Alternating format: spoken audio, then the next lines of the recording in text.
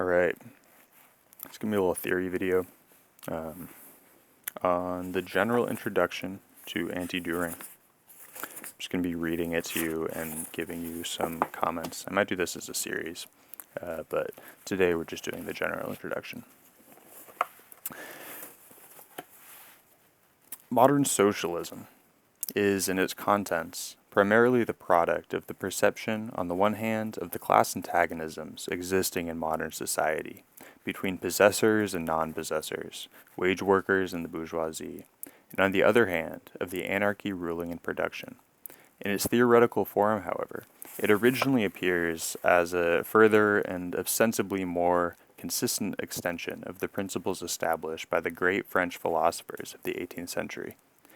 Like every new theory, it had at first to link itself on the intellectual material which lay ready to its hands, however deep its roots lay in economic facts. So what he's saying there is that although this book is an attempt to lay out why Marxism is in fact a science, that it evolved out of a certain intellectual tradition, which might not be. So when he says the great French philosophers, I assume he's talking about Fourier and Saint-Simon and etc. Proudhon as well, although I don't know if he'd describe Proudhon as great, maybe. So, it's pretty straightforward. The great men who in France were clearing the minds of men for the coming revolution themselves, acted in an extremely revolutionary fashion. They recognized no external authority of any kind. Religion, conceptions of nature, society, political systems, everything was subjected to the most merciless criticism. Everything had to justify its existence at the bar of reason, or renounce all claims to existence. The reasoning intellect was applied to everything as the sole measure. It was the time when, as Hegel said, the world was stood upon its head. First, in the sense that the human head and the principles arrived at by its thoughts claimed to be the basis for all human action and association. And then later on, also in the wider sense that the reality which was in contradiction with those principles was in fact turned upside down from the top to bottom. All previous forms of society and government, all those old ideas handed down by tradition, were flung into the lumber room as irrational. The world had hitherto allowed itself to be guided solely by prejudices. Everything in the past deserved only pity and contempt. Now for the first time appeared the light of day. Henceforth superstition, injustice, privilege, and oppression were to be superseded by eternal truth, eternal justice, equality grounded in nature, and inalienable rights of man. So he's talking about political philosophy there, but we can think about and the Enlightenment more broadly, and Descartes is a good example of someone who practices this kind of radical skepticism, right, where they're kind of throwing everything out and examining everything on just a purely rational basis. So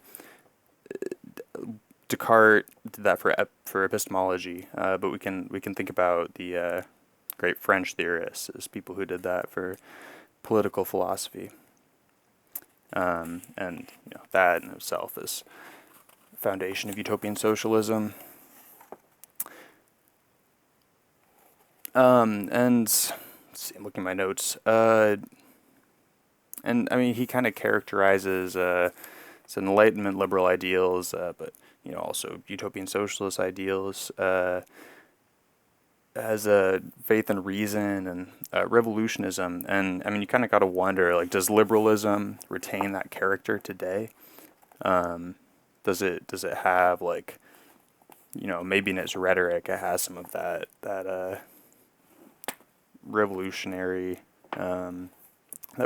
component, but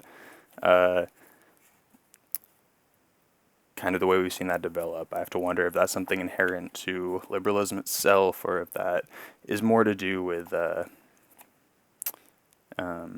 in relation to the conditions of the time.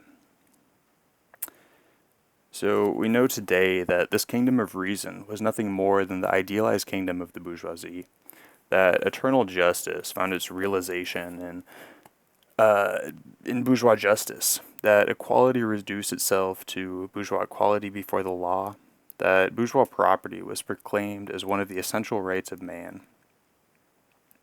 and that the government of reason, the social contract of Rousseau, came into existence and could only come into existence as a bourgeois democratic republic.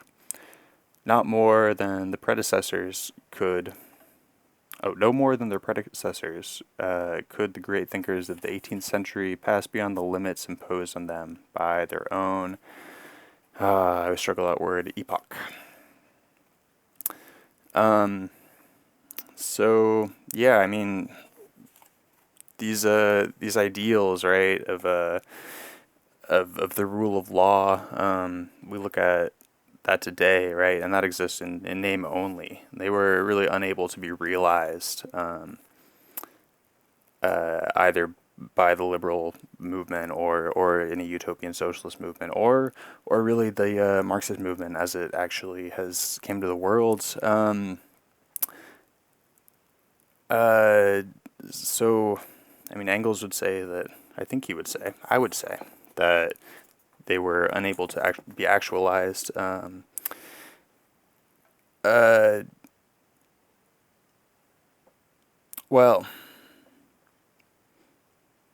I mean, because of the material conditions, because it didn't, happen completely. We saw the overturning of aristocratic hegemony, but we didn't see the abolition of class rule altogether. So, this faith in reason, like the rational planning of society, was not actualized, and we see today that bourgeois society, to a degree, has turned away from faith in absolute rationality. We see this move towards postmodern. Well, I don't want to say postmodernism, not postmodernism. That's a little complicated, but kind of the naive sense of postmodernism, right? What's the word for it? Relativism, exactly.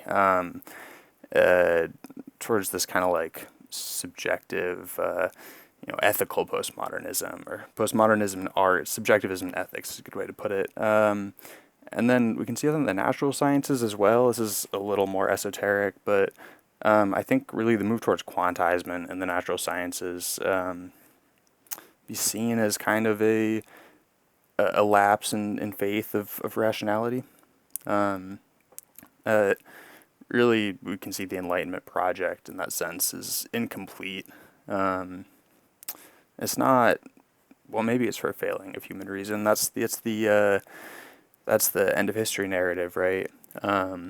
But I think it's not for a failing of human reason. I think it's for as a result of capitalism's failure to really actualize the dominion of reason, because we maintain class rule.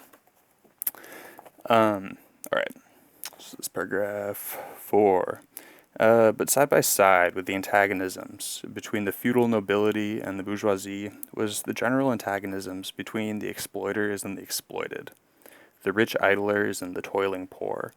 And it was precisely this circumstance that enabled the representatives of the bourgeoisie to put themselves forward as the representatives not of a special class, but of the whole of suffering humanity. Still more, from its origins, the bourgeoisie had been saddled with this antithesis, that capitalists cannot exist without wage workers. And in the same degree as the medieval burgher of the guilds developed into the modern bourgeoisie, so the guild journeyman and the day laborer outside the guilds developed into the proletarian.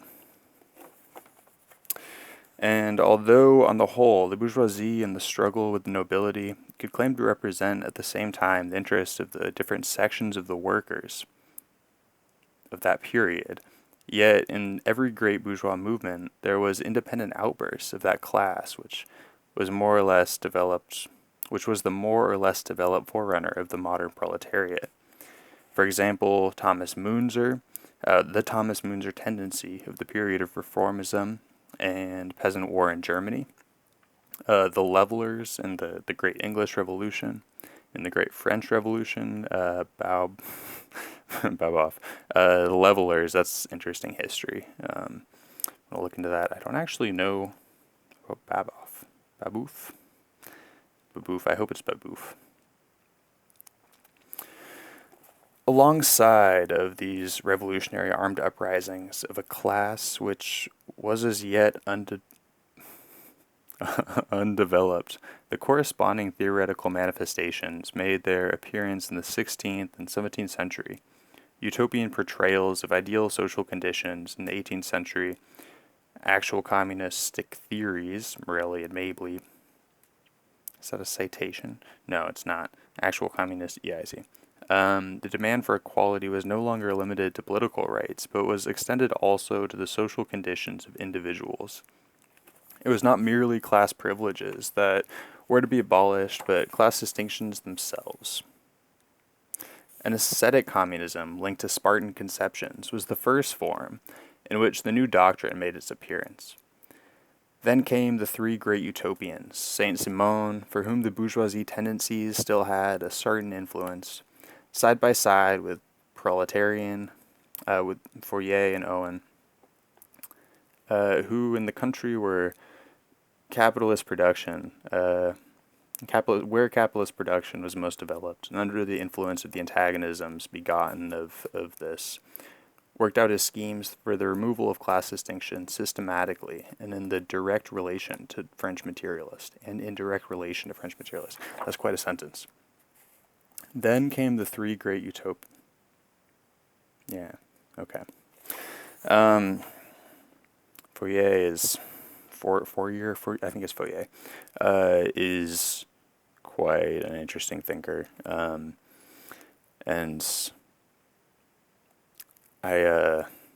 this is something I've been bickering with people online about, but I think is a great demonstration of why anarchism as an ideology, or not as an ideology. Anarchism as an ideology is perfectly fine, but anarchism as a system of thought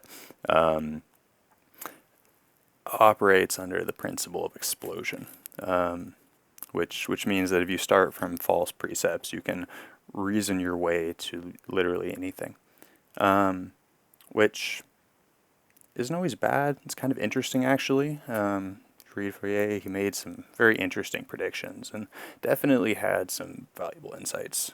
So I don't want to dismiss him. Let's see, that was paragraph 4. Let me look at my notes. So he talks about the medieval burghers, the guild system. That was one I had to look up.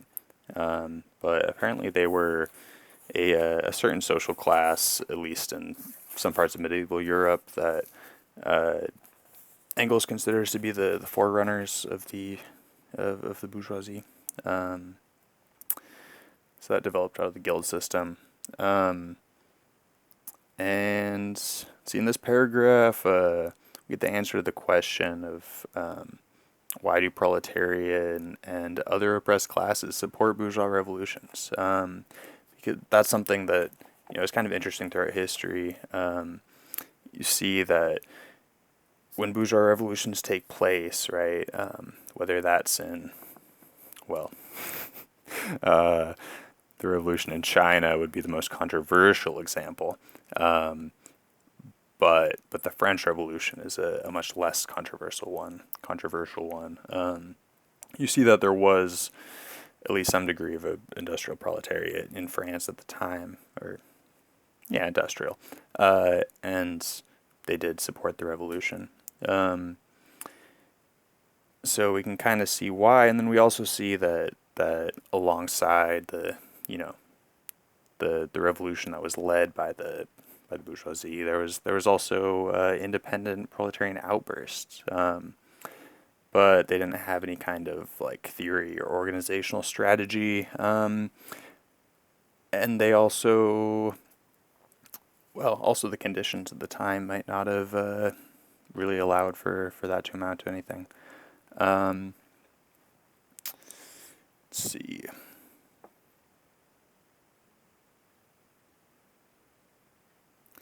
All right, so his answer, at least as I formulated it here, that the bourgeoisie can claim to represent the interest of all oppressed classes. Um, Yet, in the act of overthrowing the aristocratic supremacy, the class conflict between the worker and boss already becomes apparent. And the potential for independent proletarian action can begin to be realized. Um, so, yeah, like, we already went over, he cites the levelers, Thomas Munzer, and Babouf,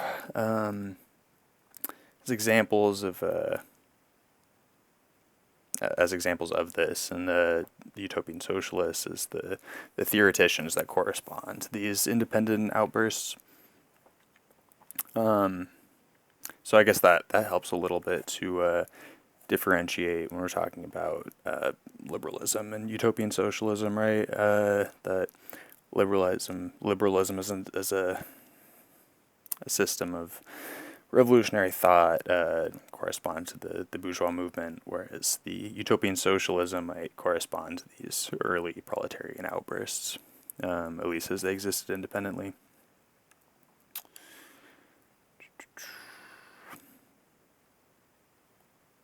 Let's see, lost my spot. It is common to all three of these that they do not come forward as representatives of the interests of the proletariat, which, in the meantime, history has brought into being. Like the philosophers of the Enlightenment, they aim at the emancipation not of a definite class, but of all humanity. Like them, they wish to establish the kingdom of reason and eternal justice, but their kingdom in spheres apart from that of the French philosophers. But their kingdom is spheres. Oh, I see. Is spheres. That's a weird way to use the word spheres, but I guess that makes sense. Like them, they wish to establish the kingdom of reason and eternal justice. But their kingdom, excuse me, but their kingdom is spheres apart from that of the French philosophers. To them, the bourgeois world, based on the principles of these philosophers, is also irrational and unjust, and therefore finds its way to the rubbish bin, just as readily as feudalism and all earlier forms of society. If pure reason and justice have not hitherto ruled the world, this has been due only to the fact that, until now, men have not rightly understood them. What was lacking was just the individual man of genius who has now arisen and recognized the truth. The fact that he has now arisen, that the truth has been recognized precisely at this moment, is not an inevitable event following of necessity in the chain of historical development, but a mere happy accident. He might just as well have been born 500 years earlier, and would then have saved humanity 500 years of error, strife, and suffering. There's a lot there.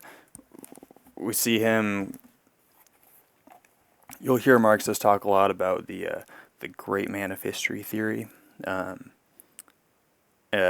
idea that developments in society require like individual geniuses to move things along, and this is one of the first examples I found of Engels talking a little bit about that.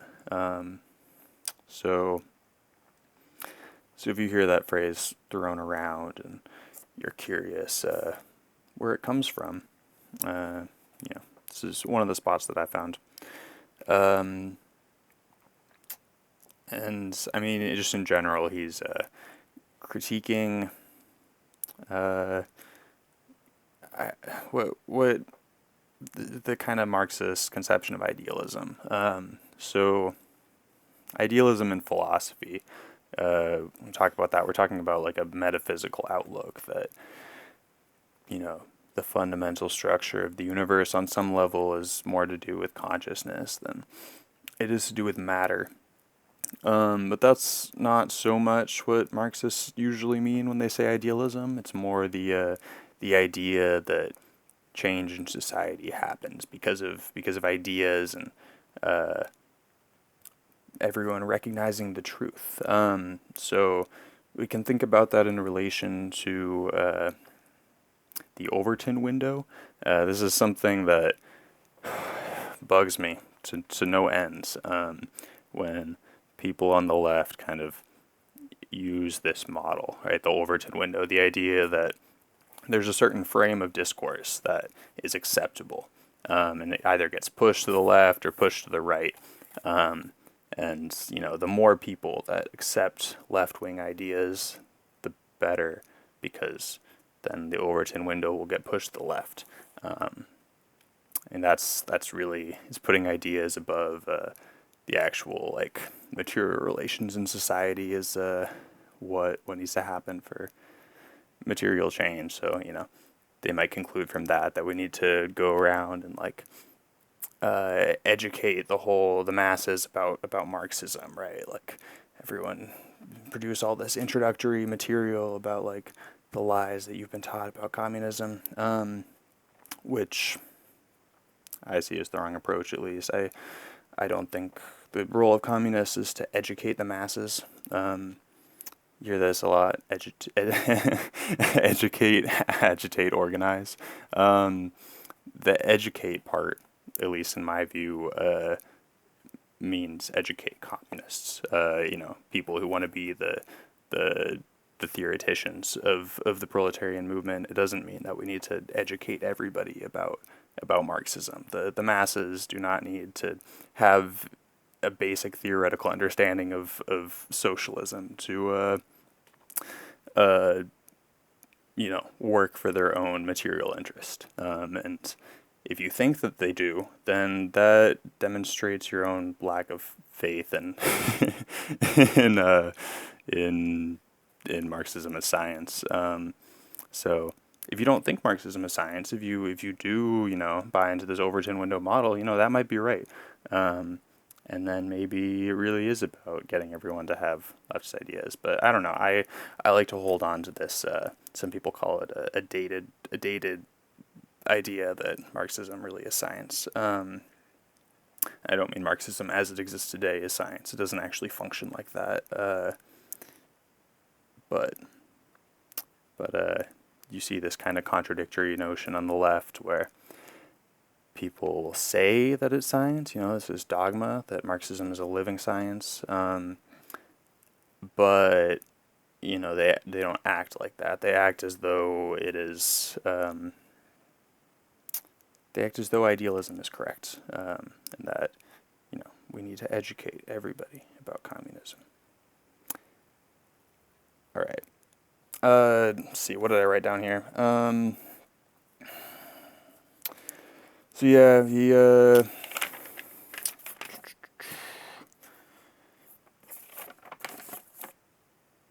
nothing super interesting. Let's just move on. This mode of outlook is essentially that of all English and French, and the first German socialists, including Wetling.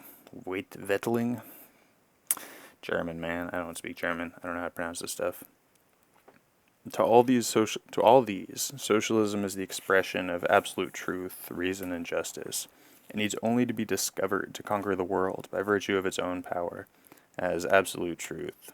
As absolute truth is independent of time and space and of the historical development of man. It is a mere accident when and where it is discovered. At the same time, absolute truth, reason, and justice are different for the founder of each different school.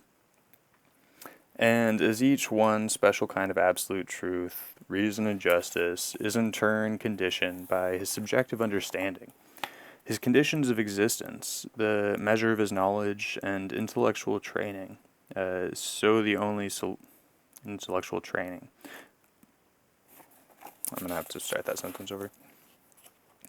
At the same time, absolute truth, reason, and justice are different for the founder of each different school, and as each one special kind of absolute truth, reason, and justice is in turn conditioned by his subjective understanding, his conditions of existence, the measure of his knowledge, and intellectual training. So the only solution possible in his conflict of absolute truths, is that they should grind each other down. Man, that's a hard sentence.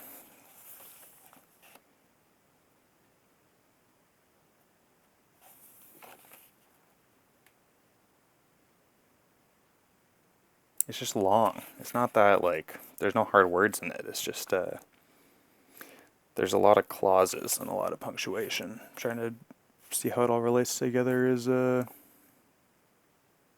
just going to keep reading. And from this nothing could emerge but a kind of eclectic average socialism, such as in fact dominated the minds of most socialist workers in France and England up to the present time, a mixture admitting of the most manifold shades of such of the critical observations, economic doctrines, and delineations of future society made by the various founders of sects as excite the least opposition, a mixture which is a mixture which is the more easily produced, the more its individual constituents have the sharp edges of precision rubbed off in the stream of debate, as pebbles are rounded in a brook. In order to make socialism into a science, it had first to be placed upon a real basis. Yeah, so I mean, he's outlining his task here, what Anti-Dühring is kind of all about. How can we put socialism on a real or a material basis? How can we make it into a science where it's not just based on kind of the what's philosophically in vogue, but where we're looking at how that, right, the ideology relates to the material base of society.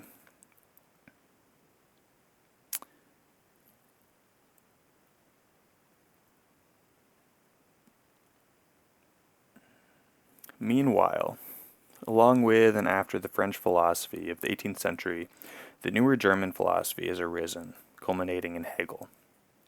Its greatest merit was the readoption of dialectics as the highest form of thinking. The old Greek philosophers were all natural-born dialecticians, and Aristotle, the most encyclopedic intellect of them, had even already analyzed the most essential forms of dialectic thought.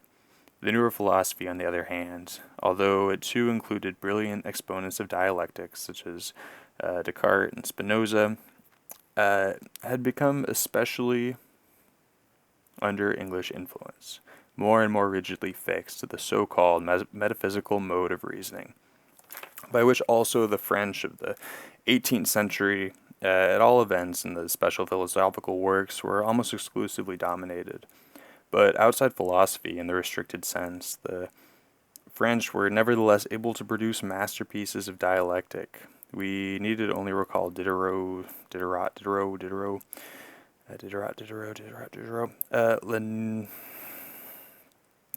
I wonder what that means. Le Nouveau de Rameau, the new something. I don't know French. And Rousseau's discourse on the origin of inequality among men. We give here in brief the essential character of these two modes of thought. We shall have to return to them later in greater detail. Okay, so metaphysical mode of reasoning. This is something you hear brought up in a lot of texts on dialectical materialism, which is something that I still haven't really wrapped my head around. What people are talking about when they say dialectical materialism. I've read the ABCs of materialist dialectics, which I gotta say I was a little unimpressed by. And I've read Mao's On Contradiction, which I've read that many times, which is a little more challenging, kind of on the surface level. It's seems like a lot of gobbledygook, but as I reread it, I definitely see more there. But you have to really look at the way he's using words, because when Mao says contradiction, he does not mean contradiction in the the sense that we use that word in English.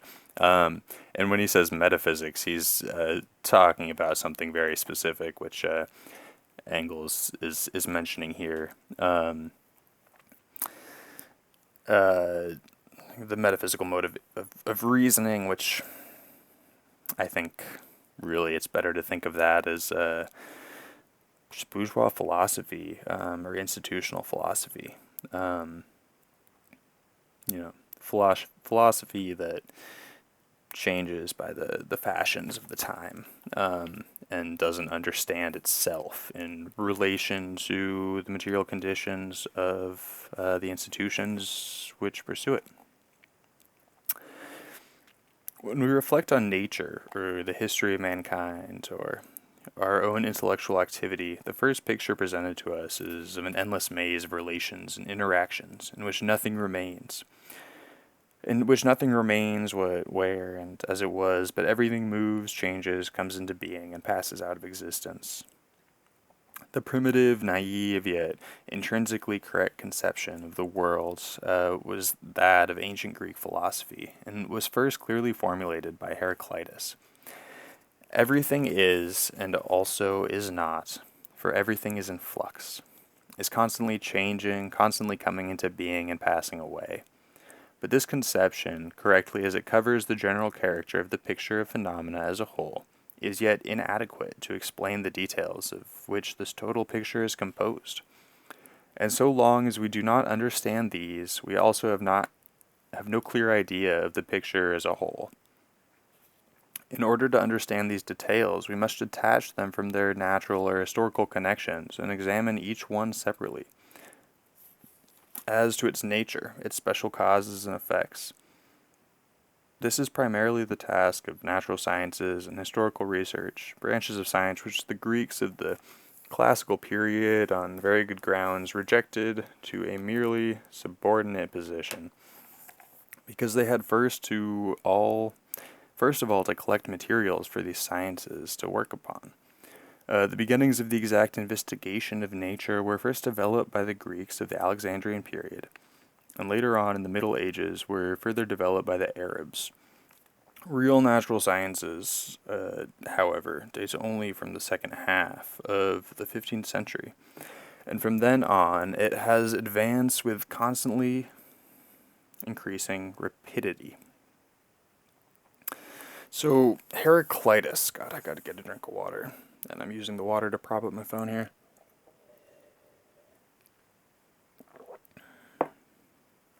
There we go. Nice. Some hair in my mouth. Damn headphones. There we go. That worked great. So Heraclitus, right, said you can never step in the same river twice. Yes, exactly. Observed that everything is in flux, everything changes, which to us today doesn't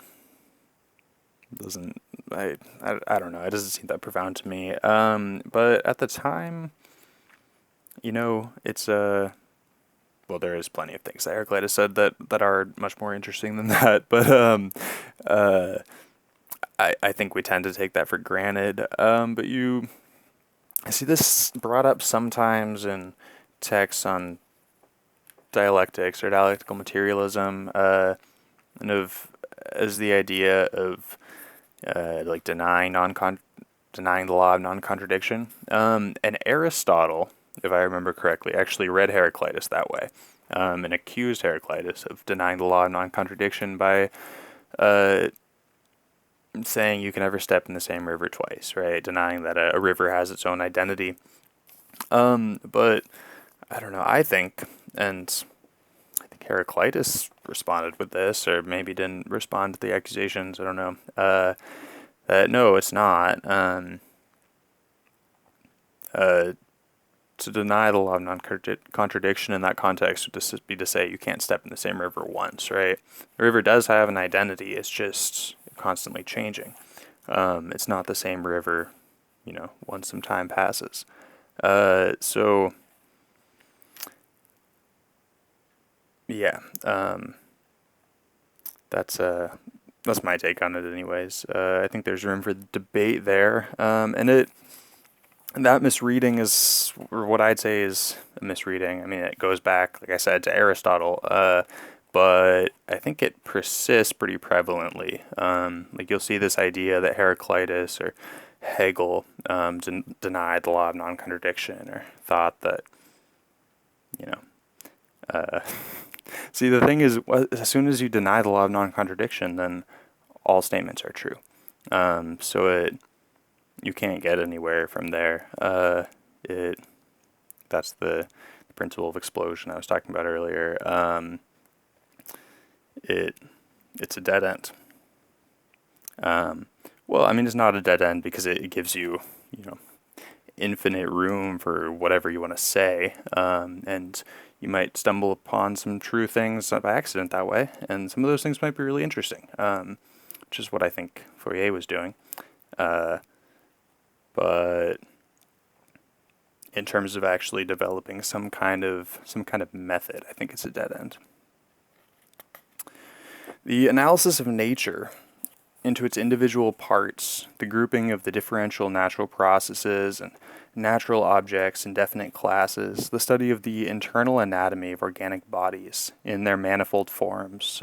These were the fundamental conditions of the gigantic strides in our knowledge of nature, which had been made during the last 400 years. But this method of investigation has also left us a legacy, the habit of observing natural objects and natural processes in their isolation, detached from the whole vast interconnection of things, and therefore not in their motion, but in their response, not as essentially changing, but as fixed constants, not in their life, but in their death. And when, as the case with Bacon and Locke, this way of looking at things was transferred from natural sciences to philosophy, it produced the specific narrow-mindedness of the last centuries, the metaphysical mode of thought. Okay, this is, I think, maybe the most important paragraph, at least in the introduction. And what this does is it gives us a pretty straightforward, well, he doesn't use these terms here, but is an exposition of internal and external relations. So you'll hear this a lot, and it's a big piece of like Marxist jargon, and also sometimes Hegelian jargon, although it kind of means something different there. That things have relations that are internal to them, right? Systems. So if you take something in isolation, if you're studying something, right? Let's say you're doing biology, and you take a plant, right? And you have your plant, and you dissect it, and you map out all the things that are inside of it. You're looking at its internal relations, and that it'll get you somewhere. There's a lot of things you can learn from that. But there are also external relations. There's also the ecology, right? There's also how the plant relates to the rest of the ecosystem. And you can't just look at, you can just look at one or the other. And you can kind of, in a sense, you can only look at one at a time, but to come to a complete understanding of that thing, you need to look at both the internal and the external relations. And then also the congruities or incongruities therein between internal and external. So to the metaphysician, things and their mental images, ideas are isolated, to be considered one after the other, apart from each other. Rigid, fixed objects of investigation, given once for all. He thinks in absolutely discontinuous antithesis. His communication is yea, nay, nay, for whatsoever is more than these cometh of evil. For him a thing exists or it does not exist. It is equally impossible for a thing to be itself and at the same time something else. So, that sentence there. For him, a thing exists either or it does not exist. It is equally impossible for a thing to be itself and at the same time something else. So, this is something that, at least in the introduction, is kind of where he gets the closest to denying non-contradiction, or like giving this kind of vulgar conception of dialectics that you'll hear sometimes, or, well, Trotsky's conception of dialectics. It is equally impossible for a thing to be itself and at the same time something else. So he's describing the metaphysical. He's describing and critiquing the metaphysical outlook. And one way to read this, right, would be as just an assertion of temporality. You know, things change over time. They're one thing one moment and another thing the next. But he says at the same time. So that's not what he's saying. He's not saying something different than that. But I don't think we should jump to deny non-contradiction yet. I think there's another way to look at this, right? Because in context, he's talking about taking something in isolation. So examining something or some system only in terms of the system itself, and not looking at how that system relates to everything else. So the way in which something can be itself and at the same time something else is it can be itself in terms of its internal relations, and something else in terms of its external relations. You know, a dog for itself, what the dog is in and of itself, is different than the dog as I understand it, or the dog as another dog understands it, or a dog as is reflected in a pool of water, or really any other relation you can draw between a dog and another thing. You know, a dog as a cat understands it. A dog as it understands itself. Those are all different things from the dog in and of itself, and there's a relationship there in that one becomes the other, right? The external relations of that dog, that has an impact on the internal relations over time, and potentially vice versa. That the way that things, you know, relate to that dog, you know, that dog is, you know, in the presence of some, you know, other animal that sees that dog as food, then the dog might be dog in itself one minute and be food the next. So you can see that, you know, what a dog is, it can change based on the external relations, and the internal relations can become the external relations.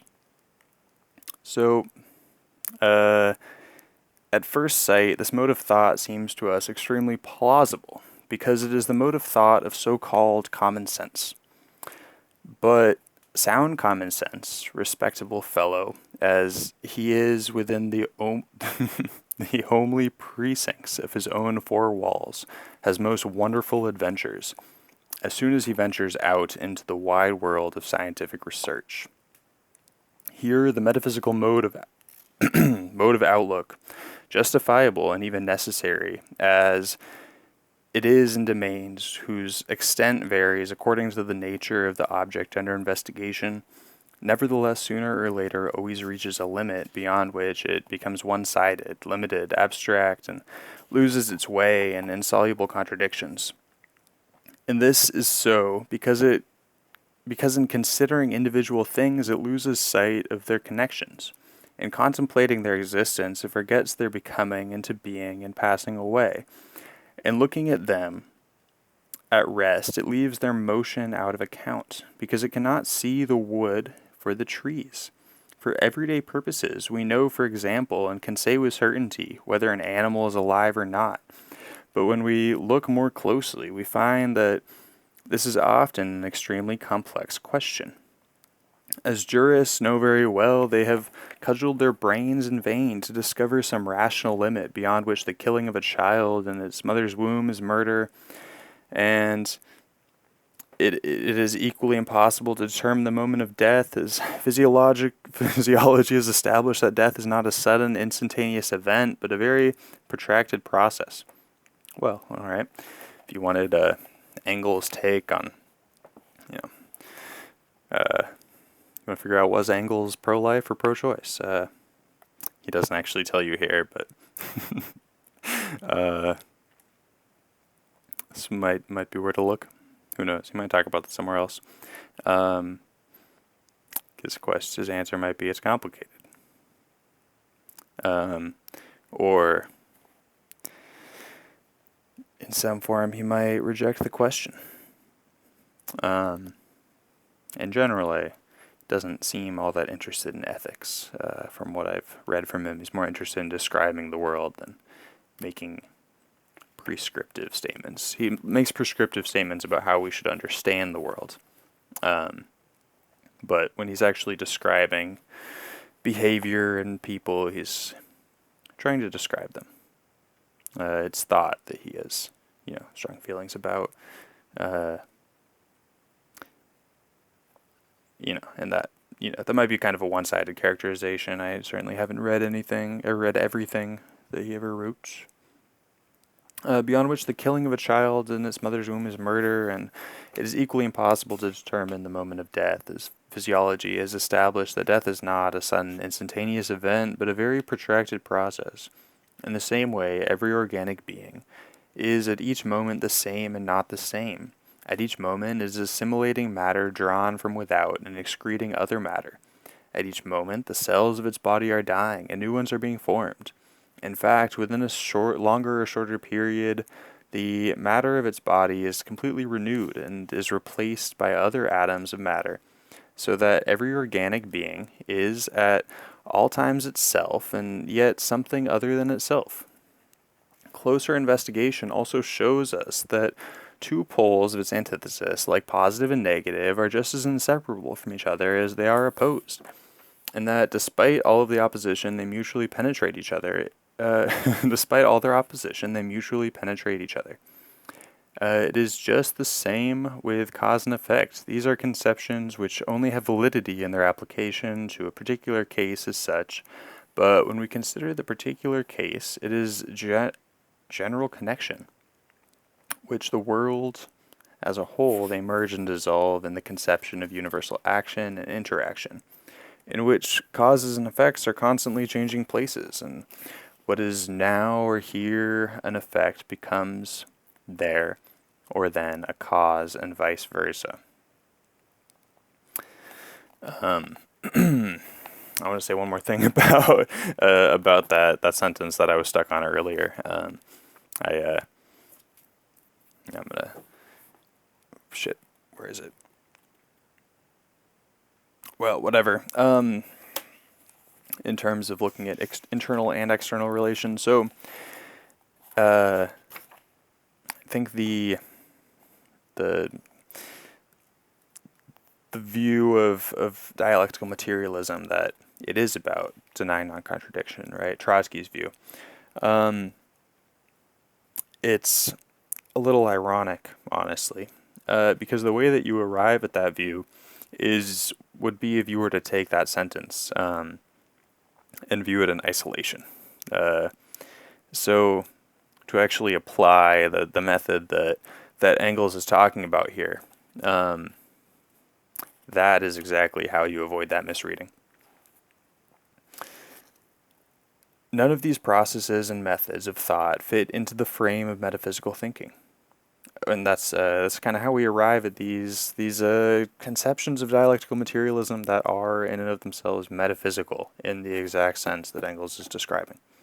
Metaphysical thinking. But for dialectics, which grasp things and their images, ideas, essentially in the interconnection, in their sequences, their movement, their birth and death, such processes as those mentioned above are so many corroborations of its own method of treatment. Nature is in the test of dialectics, and it must be said for modern natural sciences that it has furnished extremely rich and daily increasing materials for this test, and thus has proved that in the last analysis, nature's process is dialectical and not metaphysical. But the scientists who have learned to think dialectically are still fewer and far between, and hence those conflict between the discoveries made and the old traditional mode of thought is the explanation of the boundless confusion which now reigns in theoretical natural sciences and reduces both teachers and students, writers and readers to despair. So, has this improved in the natural sciences? I wonder. I would like to think so. There may be more, take plants for example, right? Botanists who also study ecology, or ecologists who also study botany, right? To have a holistic view of a particular plant, you need to understand its botany and its ecology and how those two relate. And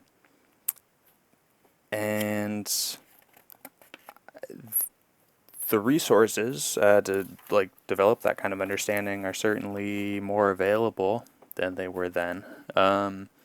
But there's also a lot more room to really, in the sciences, to really get into a very particular sort of field and just kind of dig into that. And that has its upsides, also has its downsides. So has it gotten better? Well, maybe we should be hesitant to apply value judgment to that.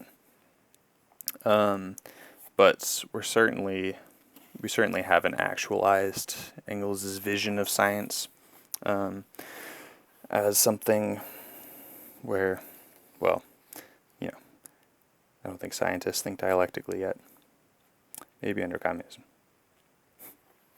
An exact representation of the universe, of its evolution, and that of mankind, as well as the reflection of this evolution in the human mind, can therefore only be built up in a dialectical way, taking constantly into account the general actions and reactions of becoming and ceasing to be, of progressive or retrogressive changes.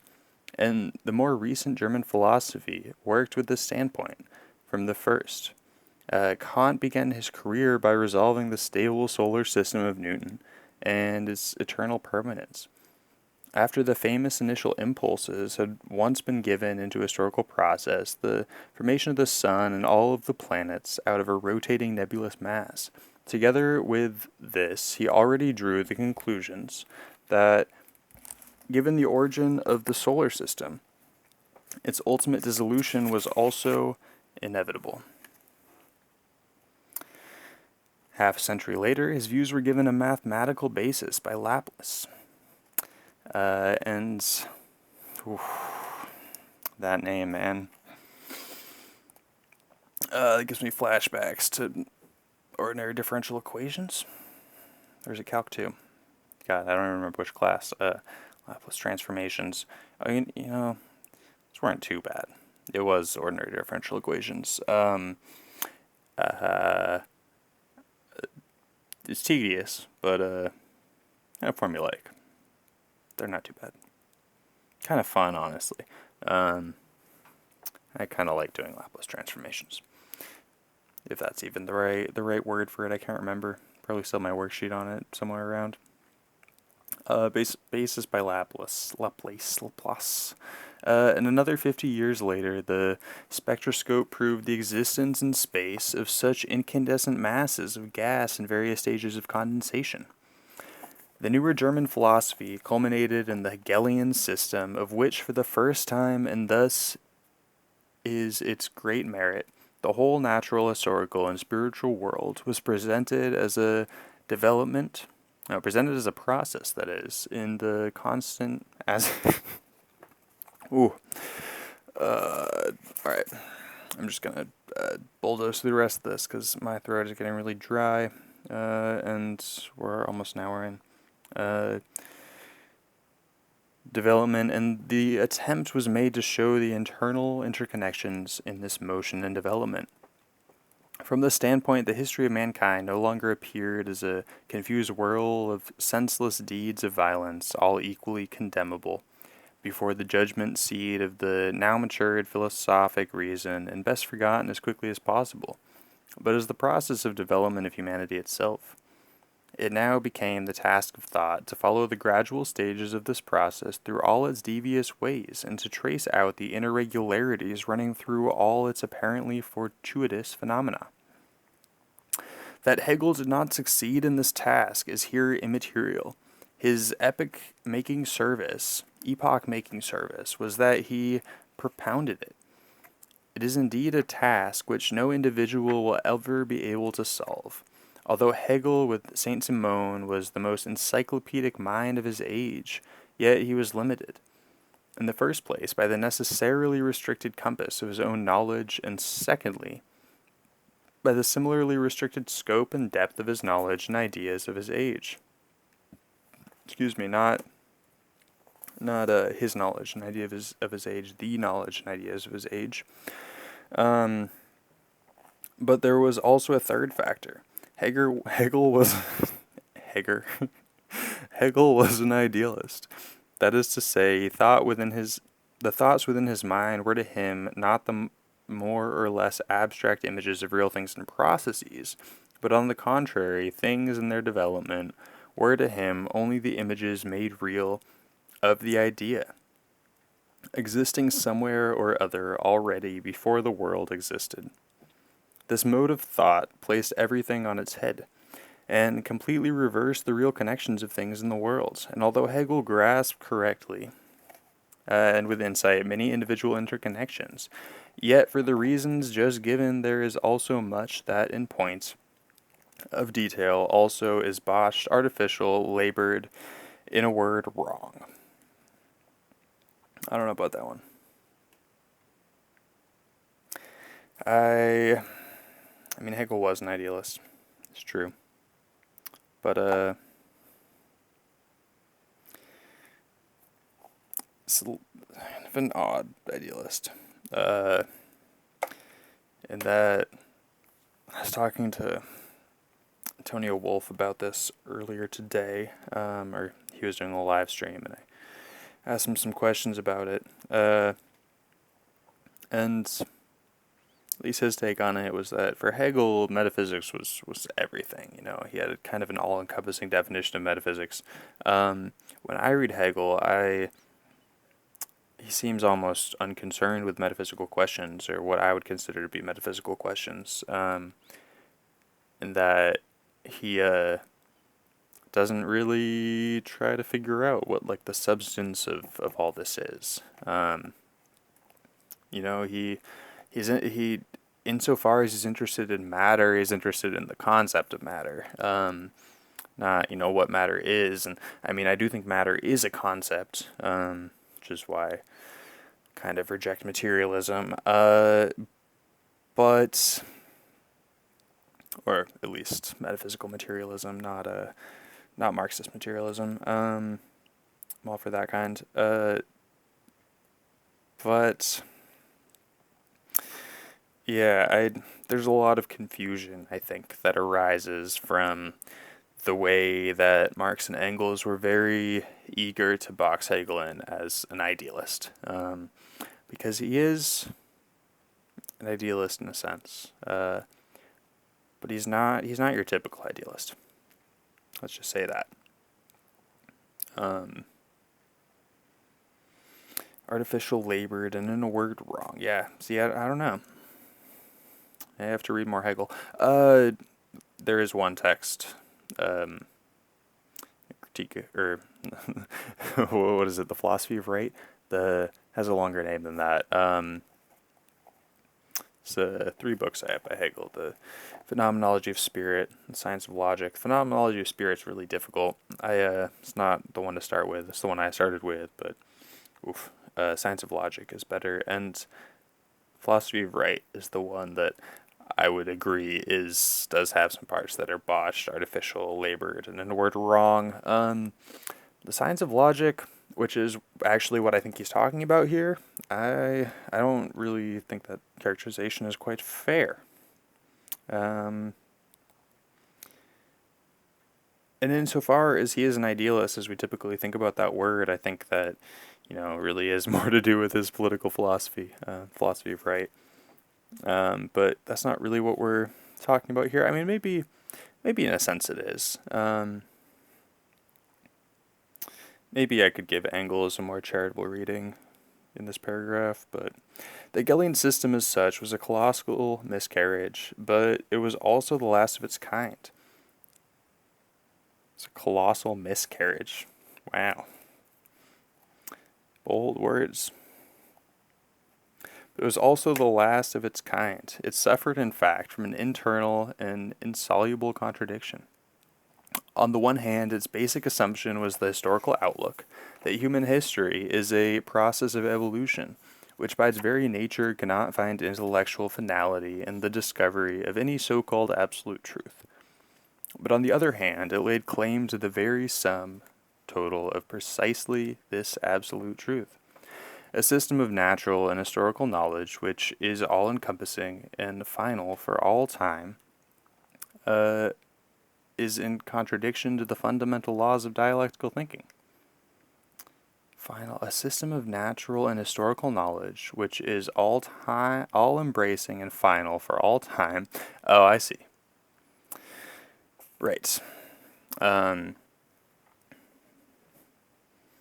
Yeah, see, I don't agree. I do believe in truth that is subject to change. I'd really like to paint Engels in a way where he agrees with me on that. Because I don't think... I think if you reject that notion, then there's nowhere to go. But there is a sense in which he's right, in that a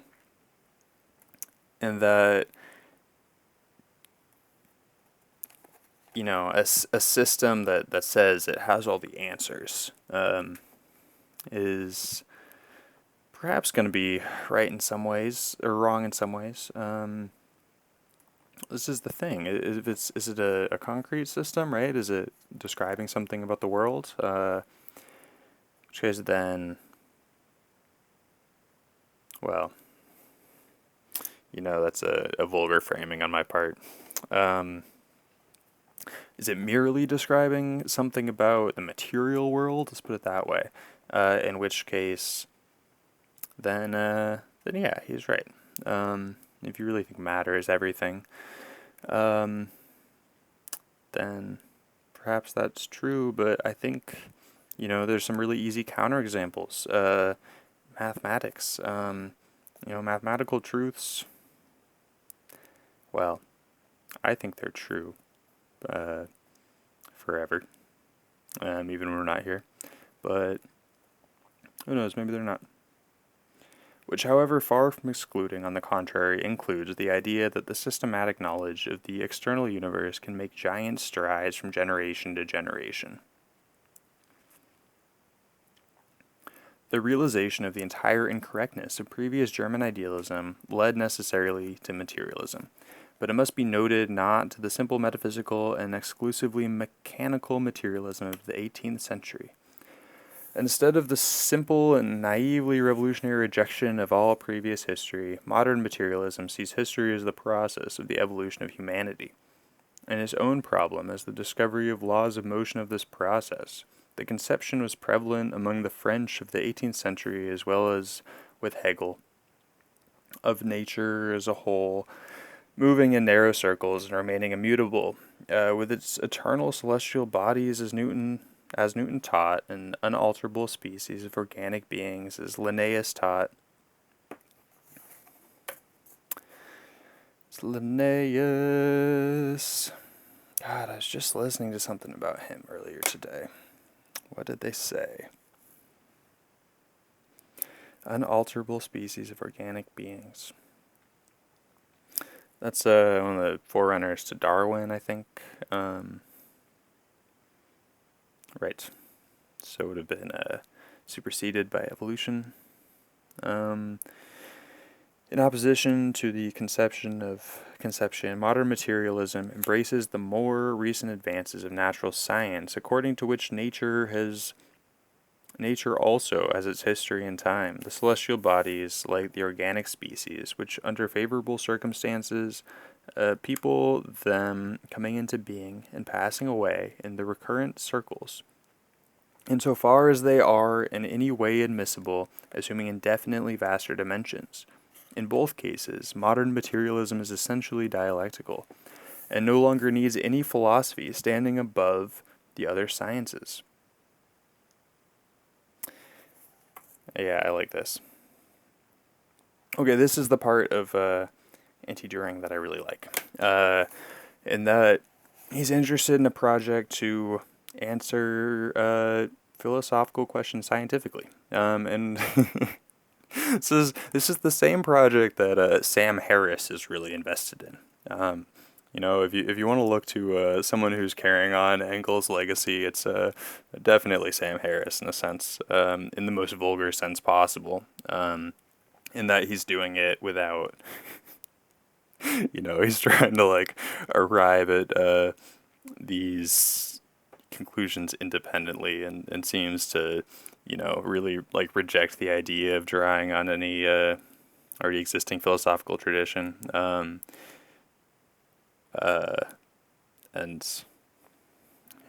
Zizek's thing. The only reason I still support the death penalty, of course, is that Sam Harris is still alive. But that kind of like that idea of scientism, right? If we could do scientism right, if we could actually answer philosophical questions scientifically, even metaphysical questions, I think that is worth doing. Can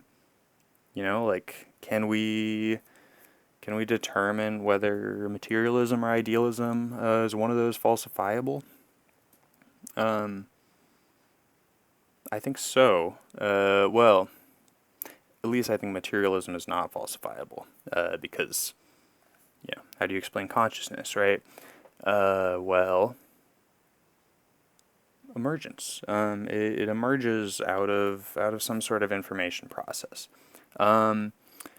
So the idealist stance, right, is there's no such thing as emergence. And as soon as you actually find a mechanism for emergence, then, well, that's falsified, right? If we can actually like find some mechanism by which consciousness can arise out of matter, then we've falsified the idealist claim. Materialism, on the other hand, we can just keep pushing that back forever and ever. It is unfalsifiable. I speak of metaphysical and materialism and idealism there, not Marxist materialism exactly. Well, I think Marx did frame his materialism in terms of metaphysical materialism, which I think was a mistake. But I understand why he did it, because I think what he was really reacting against was bourgeois philosophy in general, right? Like philosophy, I think I already mentioned this before, but that understands itself as not subject to something like separate and removed from politics.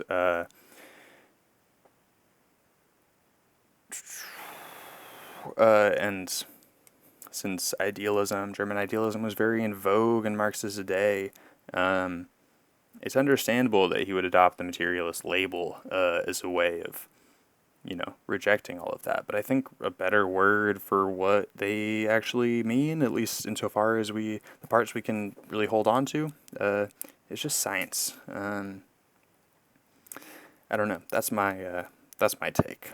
I would like to see this this notion of materialism kind of excised, thrown out of Marxism. Rather just talk about science. As soon as each separate science is required to get clarity as to its positions in the great totality of things, and of our knowledge of things, a special science dealing with this totality is superfluous. What still independently survives of all former philosophy is the science of thought and its laws, formal logic, and dialectics. Everything else is merged in the positive science of nature and history. While, however, the revolution in the conception of nature could only be carried through to the extent that research furnished the corresponding positive materials of knowledge, Already much earlier, certain historical facts had occurred which led to a decisive change in the conception of history. In 1831, the first working class rising had taken place in Lyons. Lyons. Yons. That's in Italy, I think. Maybe not. No. England? I don't know. Makes me think of the Board of Peace, the something Third Congress of the something where he describes organic centralism. Lyon's thesis. The first national workers' movement, that of the English Chartists, reached its height. The class struggle between proletariat and bourgeoisie came to the front of the history as the most advanced European countries, in proportion to the development there, on the one hand, of large-scale industry, and on the other hand of the newly won political domination of the bourgeoisie. Facts more and more forcibly stamped as lies the teaching of bourgeois economics as the identity of the interests of capital and labor, as the interests of universal harmony and universal prosperity that free competition brings. All these things could no longer be ignored any more than the French and English socialism, which was their theoretical, even though extremely imperfect expression, but the old idealist conception of history, which was not yet displaced, knew nothing of class struggle as based on material interest. In fact, knew nothing at all of material interests. Production and all economic relations appeared in it only incidentally, as subordinate elements in the history of civilization. The new facts made imperative a new examination of all past history, and then it was seen that all past history was the history of class struggles. That was, warring classes of society are always the product of the conditions of production and exchange, in a word, of the economic conditions of their time. That therefore the economic structure of society always forms the real basis from which, in the last analysis, is to be explained the whole superstructure of legal and political institutions, as well as the religious, philosophical, and other conceptions of each historical period.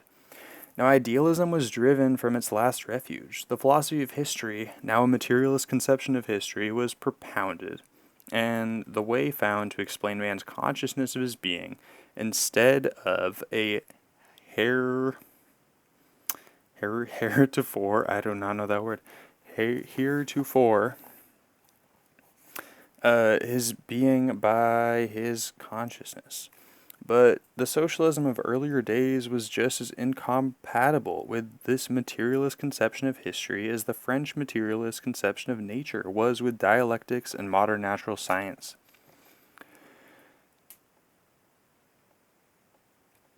At least he missed that. That's good. And yeah, I mean that,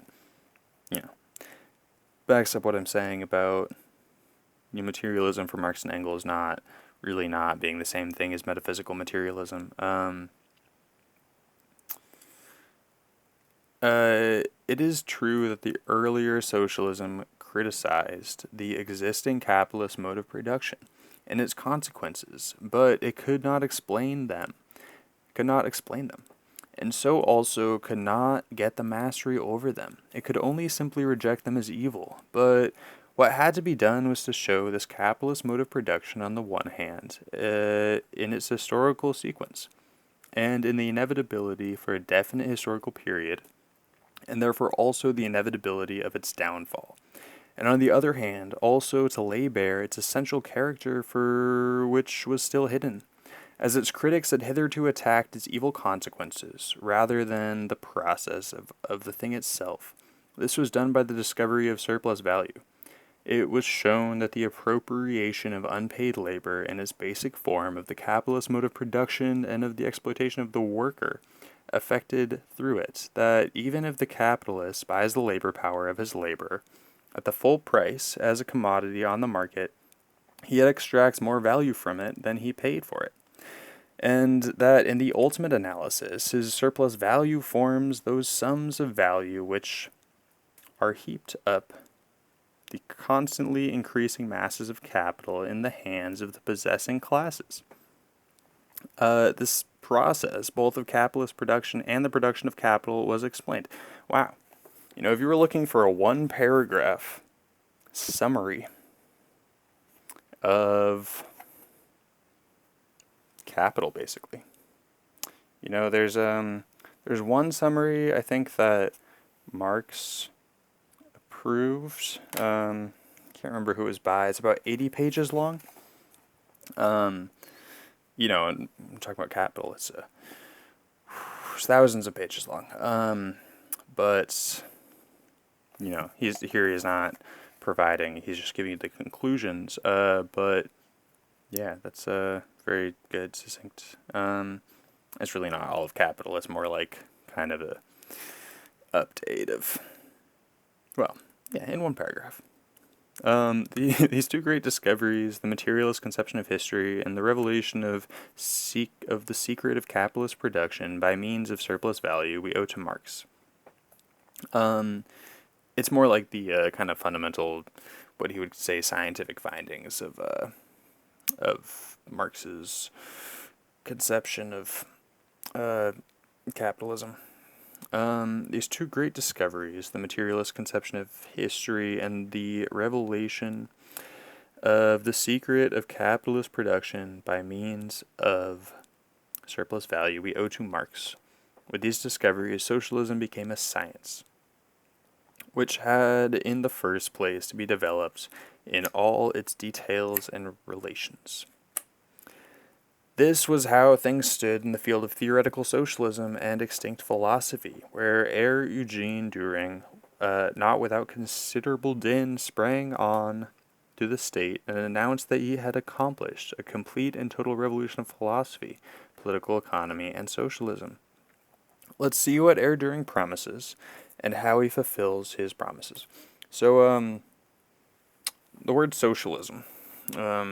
This has been a contentious issue lately, after Cook Philosophy put out that video about how Marx is not a statist, which I thought was a really good video.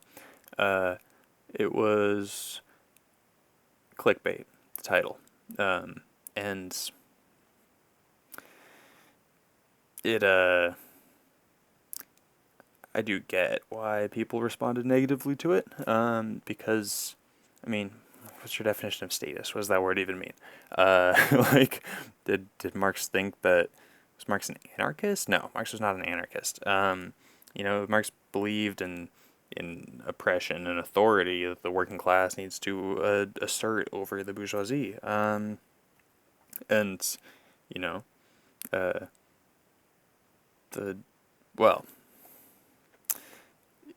Yeah, he did believe in it. He actively agitated for it. So, of course. And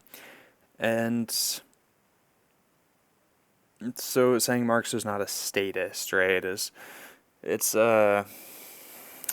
it comes across like you're taking an anarchist side in the anarchist ML debate. And I don't know. I mean,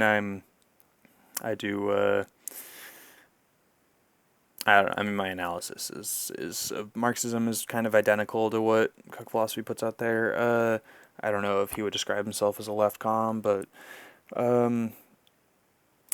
I would, and the correct position is to not take a side there because I think they're both incoherent. But I'm not gonna lie and say that I don't have my kind of personal. I mean, this kind of comes from that I come out of anarchism, right? That was the tradition that I was most interested in at one point in time, and so when I became kind of disillusioned with it, I have kind of a strong reaction to people holding on to it. So I don't know. I'm a little. I have more sympathies to to MLs because I don't know. To me, just reading theory is the most important thing. As long as you're doing that, then I don't give a shit about polite discourse. I'm sorry. But the one point, right, that he made that I disagree with is the idea that Marx used, or Marx and Engels. He said Marx, but I guess I would more disagree with it if it was Marx and Engels, but I don't know, Marx too, that they were used interchangeably. Because they were used interchangeably if you're talking about the mode of production, right? And Marx did favor communism for that. So, like, I agree with his main point about the dictatorship of the proletariat not being the same thing as socialism, and that's true for Lenin as well. Sorry, guys. Like, I saw Leftism Today, a video where he was saying that, if socialism is the abolition of classes, well, that means that socialism exists while there's classes because you have to have something to abolish it, which really jogs the noggin. That's a quote, bro. Um, like, just look at the whole context, read the whole text, and you'll see what he's talking about. You can't have socialism in one state. You just can't. But there is a sense in which they did use the terms differently, right? Communism, not as a mode of production, but as it actually exists in the world, not as an ideal, right, as it exists today. Communism is a movement. Communism is the movement of people. It is the working class movement and the party as well that is supposed to, well, that is also an ideal because we don't have a party. But communism is the movement. Socialism is what we call Marxism, right? Socialism is the science. So there is a difference in how they use those words, but they're the same if we're talking about a mode of production. So yeah, there we go. Have a good night, I guess.